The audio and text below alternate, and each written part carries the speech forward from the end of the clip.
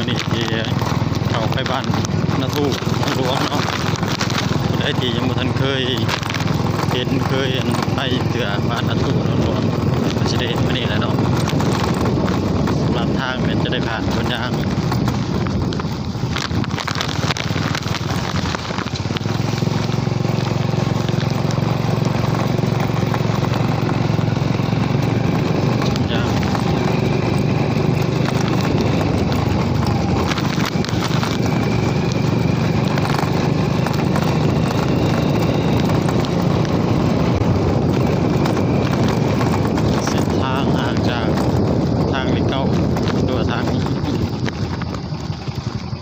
ดำเนาะแม่ประมาณอยู่20 กิโลเกือบ30ก่อนนาทู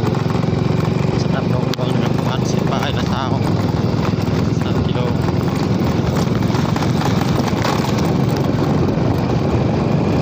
นี่คือทางเขา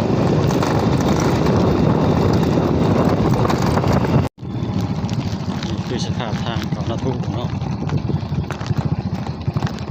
ยังมีเดี๋ยวมันจะเปื้อน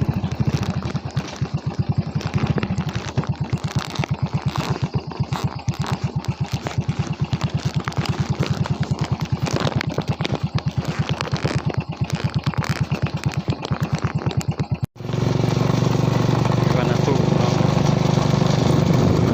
จะมีไฟใช้ไฟก่อนแล้ว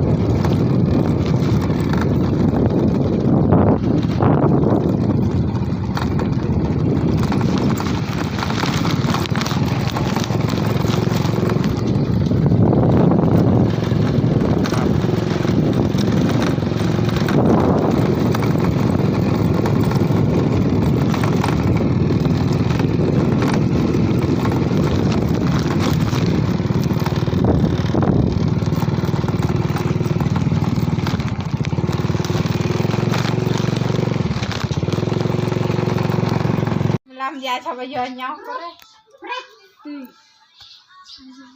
chụp bẹt gì dài chọc là ta lọt này ai nữa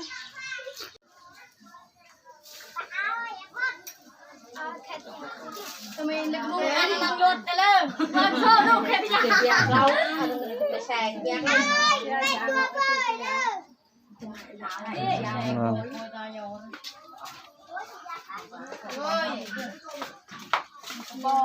นะครับกลางเนาะแล้วครับแต่นาทูนี่คือทางออกจากนาทูเนาะ